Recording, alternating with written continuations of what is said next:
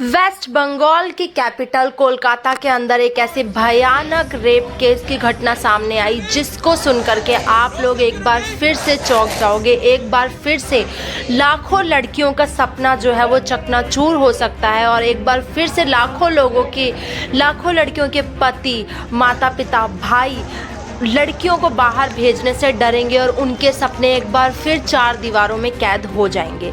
जी हाँ, वेस्ट बंगाल की राजधानी कोलकाता के अंदर एक छोटा सा शहर लाल बाजार में स्थित एक मेडिकल कॉलेज, जी हाँ आरजेकर मेडिकल कॉलेज के एक लेडी ट्रेनी डॉक्टर की रेप करके मर्डर करा गया। ये न्यूज़ आप लोगों ने अब तक सुन ली होगी। इंडिपेंडेंस डे आने ही वाला था कि इस लेडी डॉक्टर का रेप हुआ और लाखों लोगों ने ये स्टेटस लगाने की बजाय, वैसे तो 15 अगस्त पे लोग इंडिपेंडेंस डे का स्टेटस लगाते हैं, पर यहाँ पर लाखों लड़कियाँ ये स्टेटस लगाती हुई नजर आई। क्या सच में हम लोग इंडिपेंडेंट हैं? आज 78 इयर्स हो चुके हैं हमारे देश को आज़ाद हुए, पर फिर भी इस देश की लड़कियां आज भी आज़ाद नहीं हैं। हालांकि देश में आज़ाद हैं, पर आज़ाद कौन है? वो दरिंदे जो लड़कियों की इज्जत को लूट लेते हैं। उनको बेझिझक घूमने की आज़ादी आज भी हमारे इस घिनौने लॉ ने दे रखी है। तो हम कहाँ से कह सकते हैं कि हमारा देश आज भी आज़ाद है?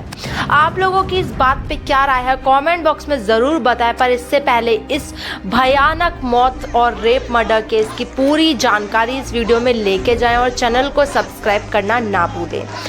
आज लाखों लोगों को हम रोड पे मार्च करते उतरते हुए देख रहे हैं। लोग कैंडल लेकर जस्टिस मांग रहे हैं, पर क्या सच में ये कैंडल लेकर जस्टिस मांगना, ये तालियां, ये बोर्ड लेकर के घूमने से उस लड़की के माँ बाप को या उस लड़की को जस्टिस मिल पाएगी? कहाँ तक वो लड़की और उसके माँ बाप को जस्टिस मिल सकती है? जस्टिस तो तब मिलती जब हम लोग मोमबत्ती के वजह अपने हाथ में विपन्स उठाते। जी हाँ, हमें मोमबत्ती की नहीं हथियारों की ज़रूरत है। आज भी वो दरिंदा संजय रॉय पुलिस कस्टडी में है, बल्कि उसे पुलिस कस्टडी में नहीं, उसे जनता की कस्टडी में होना चाहिए और बीच रोड पे उस लड़की की तरह ही दर्दनाक और भयानक मौत देनी चाहिए। तब जाकर शायद उस लड़की के माँ बाप को जस्टिस मिल पाएगी। जितना ज़्यादा खून मेरा खौल रहा है इस वीडियो को बनाते वक्त, और शायद उससे भी कहीं 10 गुना ज़्यादा खून आपका खौलने वाला है इस न्यूज़ को सुनने के बाद में। दरअसल कोलकाता के एक medical college RG Kar medical college के अंदर एक ये ट्रेनी लेडी डॉक्टर अपनी 36 घंटे की शिफ्ट करके थोड़ा सा आराम करने ही तो गई थी हॉल के अंदर। आखिर क्या गलती थी इसकी?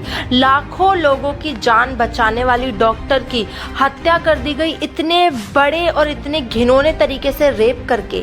उनके हिप बोन्स को तोड़ दिया गया, उनके जो पैर थे वो पूरे के पूरे 90 डिग्री एकदम स्ट्रेट एंगल में मिले हैं। सोचो कितनी दर्दनाक मौत दी गई होगी। जी हाँ, जो मर्डर केस है उसके बाद पोस्टमार्टम रिपोर्ट के अंदर यह बात सामने आई है कि उनकी बॉडी पर 15 ग्राम एक पर्सन के अंदर सेमन पाया जाता है और उनकी बॉडी पर 150 ग्राम जो सेमन था वो पाया गया। सोचो, ये क्या सच में एक ही दरिंदा हो सकता है रेप करने वाला? जी नहीं, बिल्कुल नहीं। एक इंसान के अंदर ओनली 15 ग्राम सेमन होता है और जबकि उस लड़की की बॉडी पर, उस डॉक्टर की बॉडी पर 150 पाया गया है, तो जाहिर सी बात है ये कोई एक बंदा तो हो ही नहीं सकता। पोस्टमार्टम रिपोर्ट में यह बात सामने आई कि जो संजय रॉय है, जो दरिंदा है इस रेप केस के पीछे, उसने अल्कोहल का सेवन कर रखा था और अल्कोहल का सेवन करने के बाद उसने डॉक्टर मौमिता देवनाथ को अपने बाहों में जकड़ लिया और मौमिता जी जो अपने आप को बहुत ज़्यादा सेफ करती हुई नज़र आई, उस दौरान उनकी पूरी बॉडी पर बहुत सारी चोटें लगी हैं। पोस्टमार्टम रिपोर्ट के दौरान यह बात सामने आई कि मौमिता जी की जो रिंग फिंगर है वो अपराधी ने तोड़ दी थी रेप करते दौरान। उनकी हिप बोन्स को तोड़ दिया गया, उनके कांच, उनके जो चश्मा था उसके चश्मे को उनके आंखों पे ही मार के तोड़ दिया गया। और इस दौरान जो मौमिता जी थी वो देखने में भी सक्षम नहीं थी, और जब वो देखने में भी सक्षम ना हो पाई तो भारी दर्द का एहसास लेते हुए वो बेहोश हो गई। और बेहोशी के बाद जो ये दरिंदा है उसने मौमिता जी के साथ में रेप करा, और रेप करने के बाद में वो इतना ज़्यादा नशे की हालत में धुत था कि उसने नशे में उनका मुंह दबाने की बजाय उनका गला ही दबा दिया, और गला दबा करके उनकी मौत को घाट उतारा उनको। सोचो मौमिता जी किस दर्द से गुजर रही होंगी। लाखों लोगों की जान बचाने वाली डॉक्टर की जान ही ले ली हमारे इस देश के दरिंदे ने, और आज भी वो दरिंदा जनता के हाथ में ना होकर हमारे लॉ के हाथ में है। ऐसा लॉ जो आज तक निर्भया कांड तक को जस्टिस नहीं दिला पाया, वो क्या अब आज हुए इस कांड को जस्टिस दिला पाएगा? बिल्कुल भी नहीं दिला सकता। तो ज़रूरत है हमें कैंडल ना उठाकर वेपन्स को उठाने की, हथियारों को उठाने की, और उस दरिंदों को मार डालने की जो इस दुनिया में इतनी ज़्यादा घटिया चीज़ें करते हुए नज़र आ रहे हैं। आपको क्या लगता है कि इस लड़की को क्या ये कैंडल लेने से जस्टिस मिल सकती है? जी नहीं, बिल्कुल भी नहीं।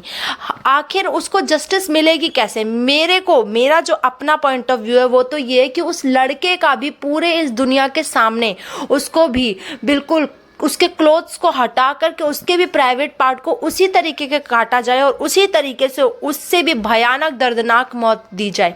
शायद तब एक थोड़ी सी कलेजे में ठंडक पड़ पाएगी उस बाप को जिसने अपनी 31 साल की बेटी को, जिसने इतने सपनों से डॉक्टर बनाया, और आज वो बेटी का उसी हॉस्पिटल के अंदर रेप हो गया और वो मर गई। और उस बाप ने अपनी बेटी को बिना कपड़ों के इस भयानक हालत में देखा होगा, क्या गुजरी होगी उस बाप पे। तो इस जगह पर अपने माँ बहन और बेटी को रख के देखिए और खड़े हो जाइए दुनिया में, दुनिया के साथ इस लॉ से हटके उस अपराधी को सज़ा दिलाने में।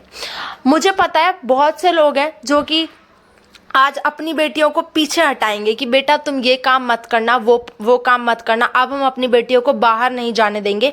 पर कब तक अपनी बेटियों को रोकोगे? रोकने की ज़रूरत तो उन दरिंदों को है जो दरिंदे खुले सांड की तरह इस दुनिया में घूम रहे हैं। तो इतना ज़्यादा मेरे मन में गुस्सा है, आप लोगों को भी आई होप इस वीडियो को देखने के बाद में गुस्सा तो आया ही होगा। तो justice for Moumita Das hashtag ना लगा करके उस दरिंदे को बीच रोड पे मारने का हैशटैग लगाओ, ताकि वो दरिंदा बीच रोड पे मारा जाए, लॉ वॉ को साइड में रख के। और अगर वीडियो अच्छी लगे तो फिर वीडियो को लाइक शेयर कमेंट ज़रूर कर देना, चैनल को सब्सक्राइब ज़रूर करना, और ज़्यादा से ज़्यादा सपोर्ट करो इस स्टेटमेंट को कि उस दरिंदे को बीच रोड पे मारा जाए। इस स्टेटमेंट को ज़्यादा से ज़्यादा सोशल मीडिया पे फैलाओ, ताकि इस तरीके से उस लड़की को जस्टिस मिल सके जो किसी भी चीज़ में उसका कोई गुनाह ही नहीं था और उसे इतनी बड़ी सज़ा मिली एक डॉक्टर बनने की। Thank you.